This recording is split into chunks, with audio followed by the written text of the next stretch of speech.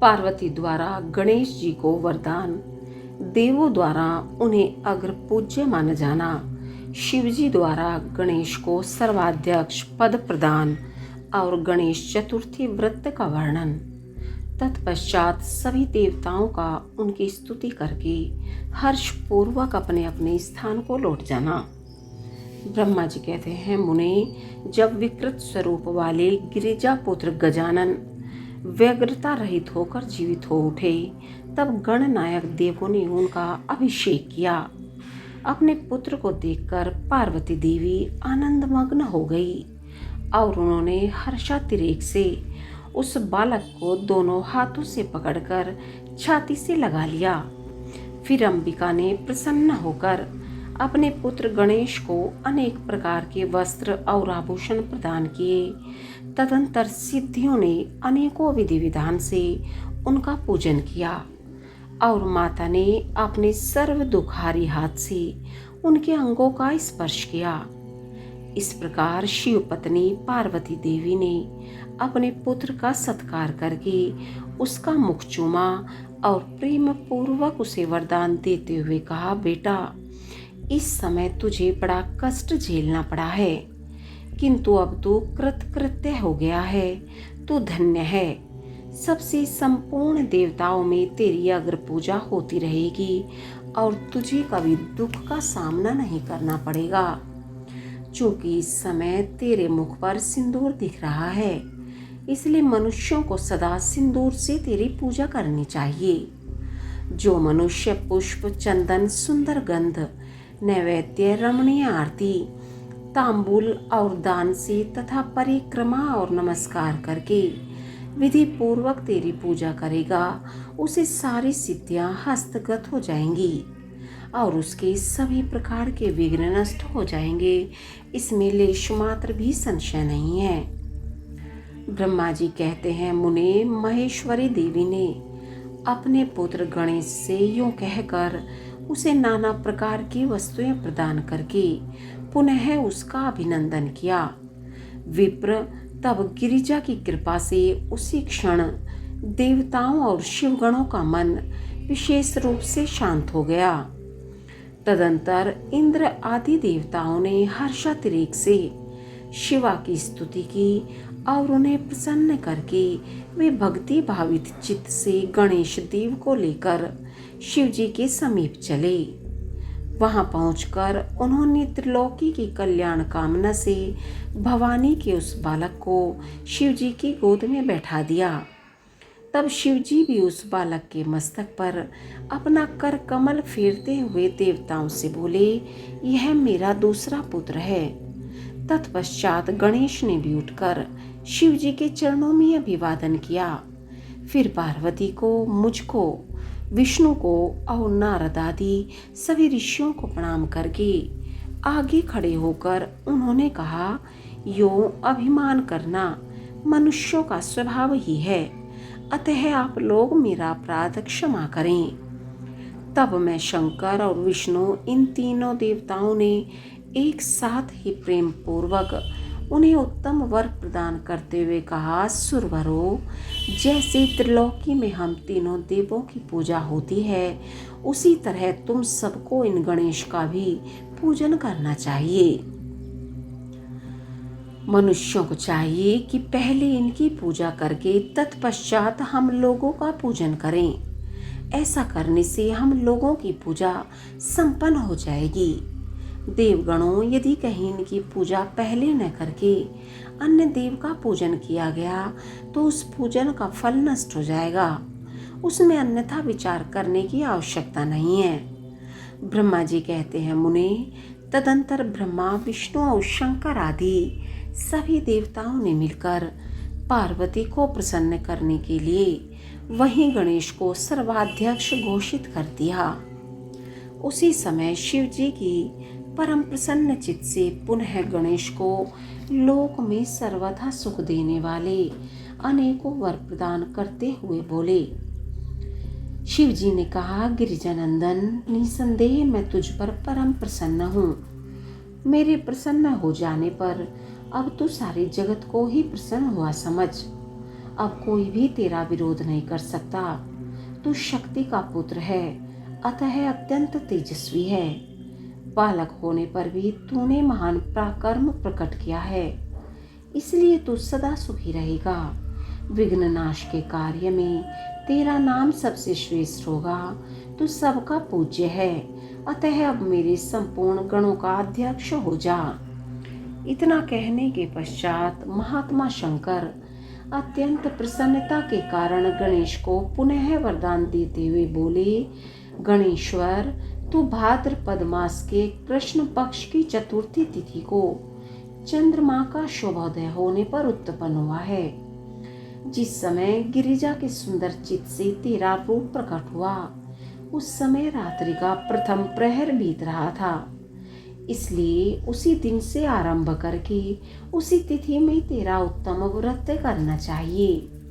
यह व्रत परम शोभन तथा संपूर्ण सिद्धियों का प्रदाता है। वर्ष के अंत में जब पुनः वही चतुर्थी आ जाए, तब तक मेरे कथनानुसार तेरे व्रत का पालन करना चाहिए। जिन्हें संसार में अनेकों प्रकार के अनुपम सुखों की कामना हो, उन्हें चतुर्थी के दिन भक्ति पूर्वक विधि सहित तेरा पूजन करना चाहिए। जब मार्गशीर्ष मास के कृष्ण पक्ष की चतुर्थी आए, तब उस दिन प्रातः काल स्नान करके व्रत के लिए ब्राह्मणों से निवेदन करे। पूर्वोक्त विधि से उपवास करे।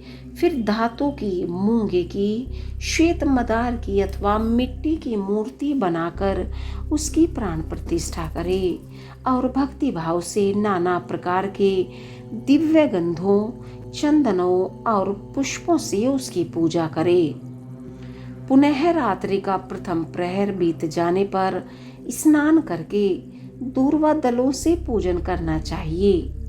यह दूर्वा जड़ रहित 12 अंगुल लंबी और 3 गांठों वाली होनी चाहिए। ऐसी 101 अथवा 21 दूर्वा से उस स्थापित प्रतिमा की पूजा करें। तत्पश्चात धूप, दीप, अनेक प्रकार के नैवेद्य, तांबुल, अर्घ और उत्तम उत्तम पदार्थों द्वारा गणेश की पूजा करें और स्तवन करके उसके आगे प्रणिपात करें। यूं गणेश की पूजा करने के पश्चात बाल चंद्रमा की पूजन करें। तत्पश्चात हर्षपूर्वक ब्राह्मणों की पूजा करके उन्हें मिष्ठान्न का भोजन कराएं। उनके भोजन कर लेने के बाद स्वयं भी नमक रहित मिष्ठान्न का ही प्रसाद पाएं। फिर गणेश का स्मरण करके अपने सभी नियमों का विसर्जन कर दें। इस प्रकार करने से यह शुभ व्रत पूर्ण होता है। बेटा, यो व्रत करते करते जब वर्ष पूरा हो जाए, तब व्रती मनुष्य को चाहिए कि वह व्रत की पूर्ति के लिए व्रत्योद्यापन का कार्य भी संपन्न करे। इसमें मेरी आज्ञा अनुसार 12 ब्राह्मणों को भोजन कराना चाहिए। व्रती को चाहिए कि वह एक कलश स्थापित करके उस पर तेरी मूर्ति की पूजा करे। तत्पश्चात वेद विधि के अनुसार वेदी का निर्माण करके उस पर अष्टदल कमल बनाए। फिर उसी पर धन की कंजूसी छोड़कर हवन करे। पुनः मूर्ति के सामने 2 स्त्रियों और 2 बालकों को बिठाकर विधि पूर्वक उनकी पूजा करें और सादर उनको भोजन कराएं। रात में जागरण करें। प्रातः काल पुनः पूजन करके पुनरागमन के लिए विसर्जन कर दे। बालकों से आशीर्वाद ग्रहण करे, स्वस्ति वाचन कराए और व्रत की पूर्ति के लिए पुष्पांजलि निवेदित करे। फिर नमस्कार करके नाना प्रकार के कार्यों की कल्पना करे। इस प्रकार जो इस व्रत को पूर्ण करता है, उसे अभीष्ट फल की प्राप्ति होती है। गणेश जो श्रद्धा सहित अपनी शक्ति के अनुसार नित्य तेरी पूजा करेगा, उसके सभी मनोरथ सफल हो जाएंगे। मनुष्यों को सिंदूर, चंदन, चावल, केतकी पुष्प आदि अनेकों उपचारों द्वारा गणेश्वर का पूजन करना चाहिए। यूं जो लोग नाना प्रकार के उपचारों से भक्ति पूर्वक तेरी पूजा करेंगे, उनके विघ्नों का सदा के लिए नाश हो जाएगा और उनकी कार्य सिद्धि होती रहेगी। सभी वर्ण के लोगों को, विशेषकर स्त्रियों को यह पूजा अवश्य करनी चाहिए तथा अभ्युदय की कामना करने वाले राजाओं के लिए भी यह व्रत अवश्य कर्तव्य है। व्रती मनुष्य जिस जिस वस्तु की कामना करता है उसे निश्चय ही वह वस्तु प्राप्त हो जाती है। अतः जिसे किसी वस्तु की अभिलाषा हो उसे अवश्य तेरी सेवा करनी चाहिए। ब्रह्मा जी कहते हैं, मुने, जब शिव जी ने महात्मा गणेश को इस प्रकार वर प्रदान किया तब संपूर्ण देवताओं, श्रेष्ठ ऋषियों और शिव के प्यारे समस्त गणों ने तथास्तु कहकर उसका समर्थन किया और अत्यंत विधि पूर्वक गणाधीश का पूजन किया। तत्पश्चात शिव गणों ने आदर पूर्वक नाना प्रकार की पूजन सामग्री से गणेश्वर की विशेष रूप से अर्चना की और उनके चरणों में प्रणाम किया।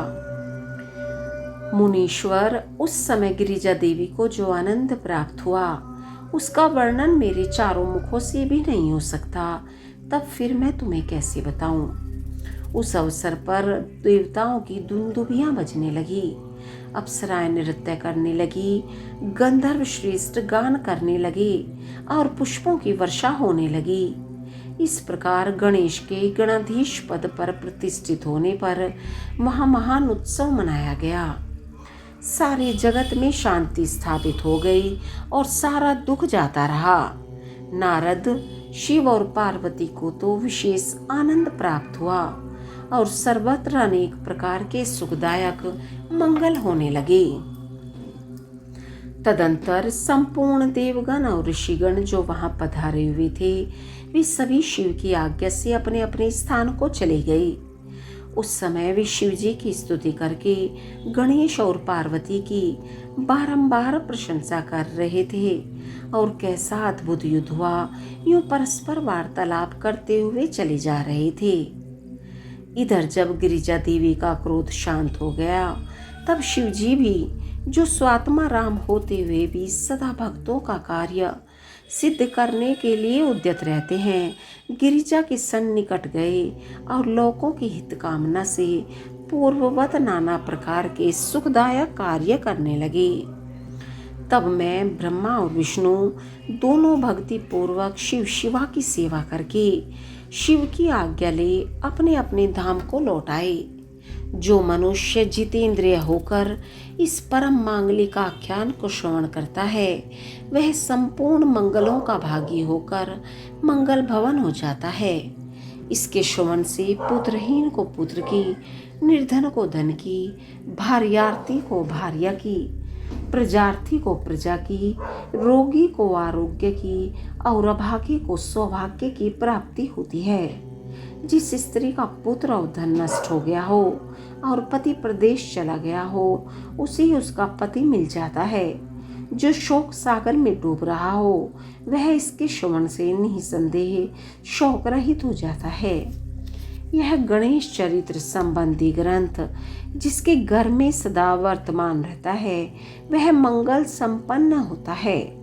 इसमें तनिक भी संशय की गुंजाइश नहीं है। जो यात्रा के अवसर पर अथवा किसी भी पुण्य पर्व पर इसे मन लगाकर सुनता है वह श्री गणेश की कृपा से संपूर्ण अभीष्ट फल प्राप्त कर लेता है।